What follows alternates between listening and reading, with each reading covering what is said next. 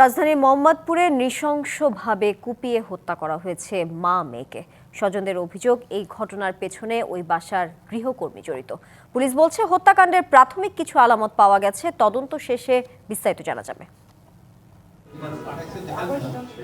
একমাত্র মেয়ে ও স্ত্রীকে হারিয়ে কান্নায় ভেঙে পড়েন আজিজুল ইসলাম।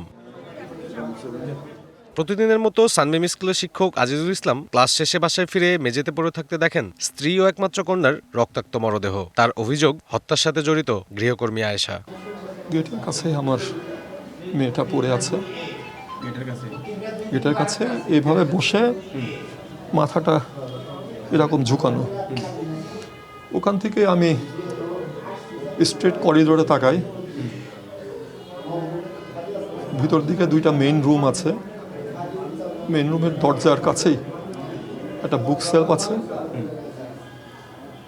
বুক সেলফের কাছে আমার নিনা রক্তাক্ত অবস্থায় পড়ে আছে।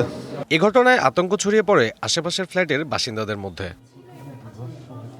নতুন এবং ফিরে আসা গ্রাহকদের জন্য নগদে চলছে ক্যাশব্যাক সহ প্রতিদিন হাজারো উপহার জেতার সুযোগ। হবে আশা আর ফেরা, সারপ্রাইজ সেরা। পুলিশ বলছে মা মেয়েকে হত্যায় ধস্তাধস্তির আলামত পাওয়া গেছে। ঘটনার পর ঠান্ডা মাথায় ফ্রেশ হয়ে বাসা ত্যাগ করে হত্যাকারী। ছুরি দ্বারা আঘাত করে হত্যা করা হয়েছে, প্রাথমিকভাবে আমাদের কাছে এটি মনে হয়েছে। তো লাশের সুরতহাল এবং পোস্টমর্টমের জন্য লাশ দুটি আমরা সোহরাওয়ার্দী হাসপাতালে পাঠিয়েছি। আর এখন ওনাদের আত্মীয় স্বজনরা এসেছেন, ওনাদের সঙ্গে কথা বলছি এবং আমাদের সিসি ক্যামেরা ফুটেজ বিশ্লেষণ করে আমরা এই বিষয়ে কোনো ক্লু পেলে আমরা সেভাবে তদন্ত কার্যক্রম আগাবো। এর আগে সিসিটিভির ফুটেজে দেখা যায় সকাল 7টায় বোরকা পরে বাসায় প্রবেশ করেন কাজের মেয়ে আয়েশা, আর 9টা 35 স্কুলের পোশাক পরে বের হন তিনি। 4 দিন আগে এই বাসায় কাজ নেন আয়েশা। সাব্বির রোজ, ডিবিসি নিউজ, ঢাকা।